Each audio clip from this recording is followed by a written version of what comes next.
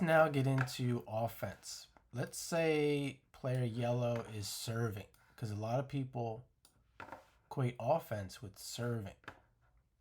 So let's start with that. So we could even say that this is, we can do this situationally. And let's just say this person, yellow here, is not much of a server. And they can serve well, but they can't hit aces. So this is a common for tennis players, most common. You're not going to hit that many aces. You're going to be conservative. And they're going to play body serve, or at least try to, right there. And the green player, let's say, can't get a good hit on it. Can't get a good hit on the ball. And most of these balls are landing here in the red zone. Here's the red zone there. It could be here, could be here, could be here. Any one of these spots. And now, and this is going to be going through player yellow's mind when they're serving. This is key. The intention has to be for the body serve to get this from them. You can't just hit the ball here.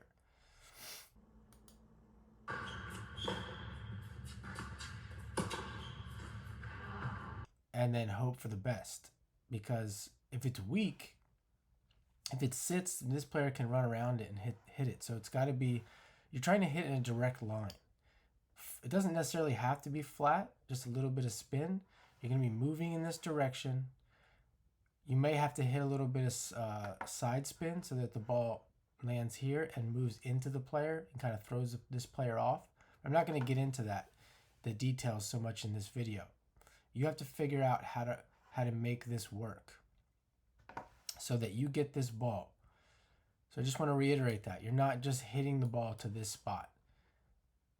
This is where you, the player, have to intentionally do this to get this effect. And let's say you get what you want. Player hits the ball here. Now you have this map is going to come into play. Now you have choices. A lot of players like, especially the backhand, like this one. You're going to hit to the corner. This is what you're going to practice. Serve here. You get the red zone ball. You're going to hit this corner.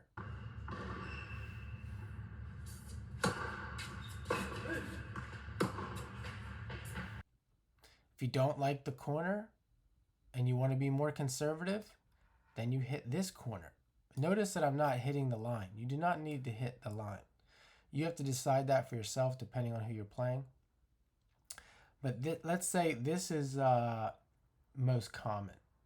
This is going to be most common. Somewhere between, call this the corner, this corner and this corner. It might even be here. So let's say you hit right there. That should be a winner. And you can play with the ball. This can be a top spin or it can be in a direct line. I like to hit this ball flat. It depends on what you're getting. But let's say she hits it flat. More likely than not, it's going to be a winner. So there's that. Let's look at some other options.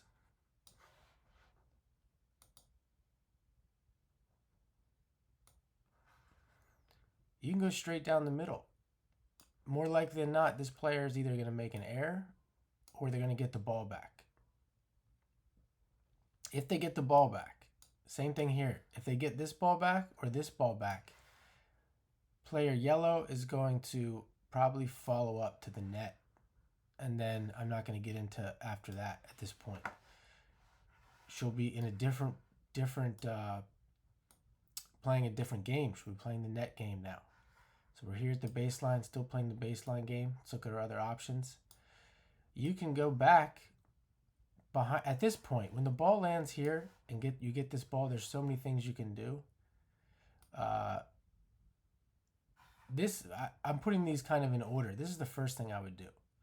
This might be the second, and this might be the third. You really should never be. This is the only one you need for the most part in this scenario. But let's say you want to do this one. You hit to this corner or this corner, same thing. You're going to still maintain the advantage. You might not be at the net,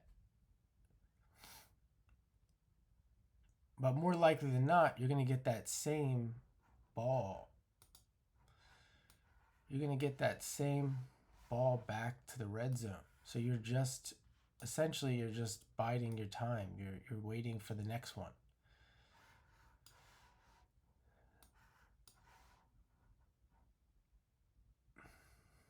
And then the last one I'm gonna mention here is the drop shot.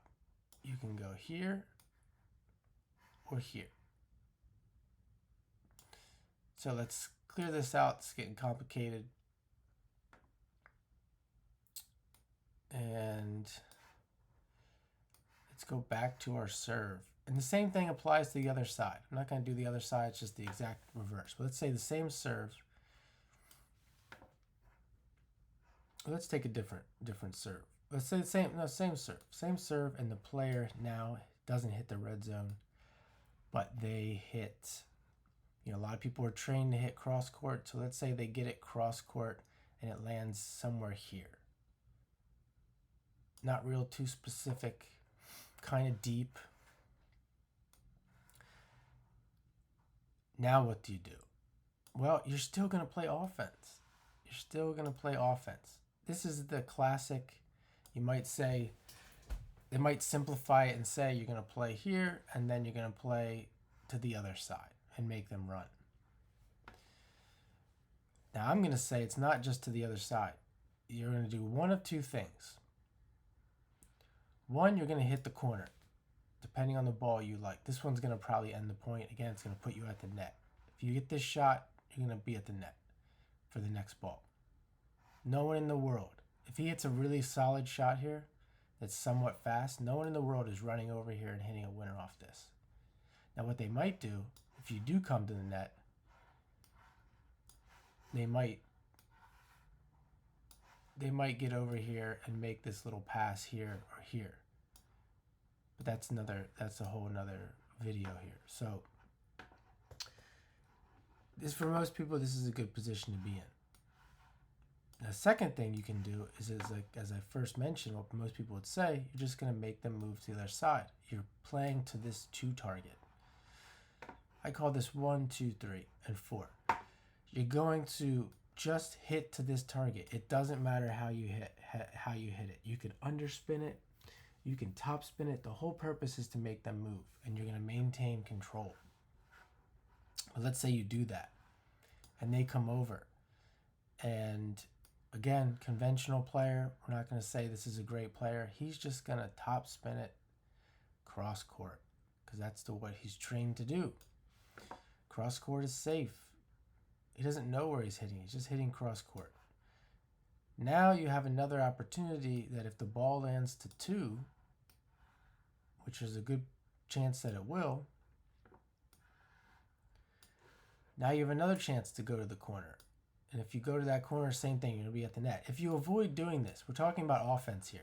If you avoid doing this, and then let's say you just decide to play cross court again, you're going to get into a dogfight of these. See these lines? This is what you're going to get into. Chaos. There's no way to control what happens after this. Anyone's going to take their shot when they get these short balls. I'm not even going to get into it. This is we're no longer in the offensive category. We'll have to make another category. Chaos situation. All right, so let's say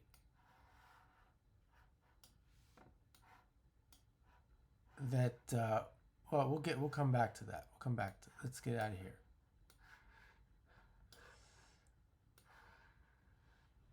So that's basically your offense, what you're looking for with your offense.